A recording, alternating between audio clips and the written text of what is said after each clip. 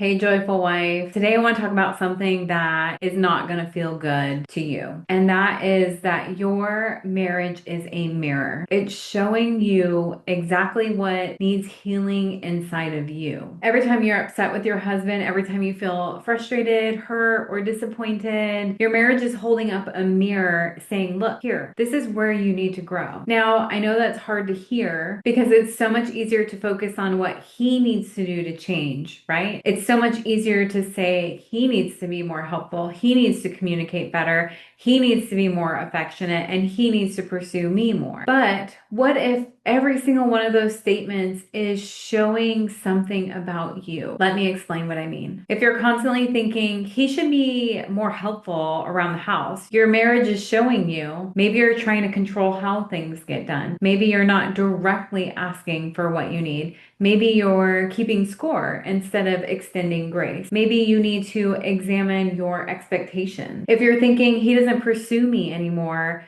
your marriage is showing you maybe you're waiting for him to make you feel loved instead of creating that love within yourself. Maybe you're being closed off and he doesn't feel safe pursuing you. Maybe you need to examine what pursuit really means. And for that second point, there was a lot of times where I felt so uncomfortable in my own skin that when my husband did pursue me, I would push him away because I felt very uncomfortable in my own skin. And he built up that expectation of rejection, which hurt him because he has his own wounds. We were both having wounds from our past, and we were not communicating really great together. And it took us quite a while to work on that and to really get out in the open what it is we were thinking and saying and to admit how we were feeling. If maybe you're thinking he's always on the phone, your marriage is showing you maybe you're trying to control his free time. Maybe you're making his phone time mean something about your worth. Maybe you need to look at how you use your own time. A lot of times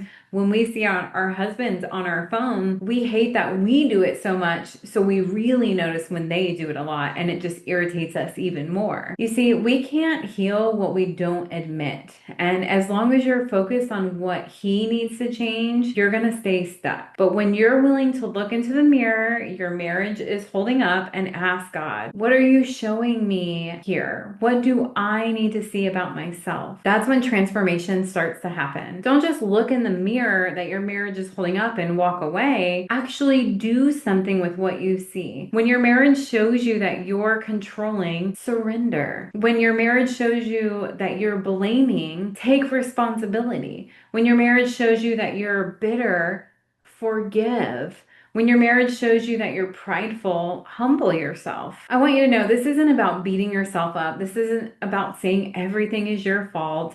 This is about empowering yourself. Because when you realize that your marriage is showing you where you can grow, you suddenly have more power within yourself. You're not waiting on him anymore. You're not a victim to anyone. You're a woman who sees an opportunity for growth and you take it. Ask the Lord to give you eyes to see and ears to hear and a heart to obey. When your marriage shows you something difficult about yourself, don't just look away. Look at it, see it, and let God transform it. Your marriage isn't happening to you, it's happening for you. For your growth, for your sanctification, for your transformation into the woman who God created you to be. So let's do the work.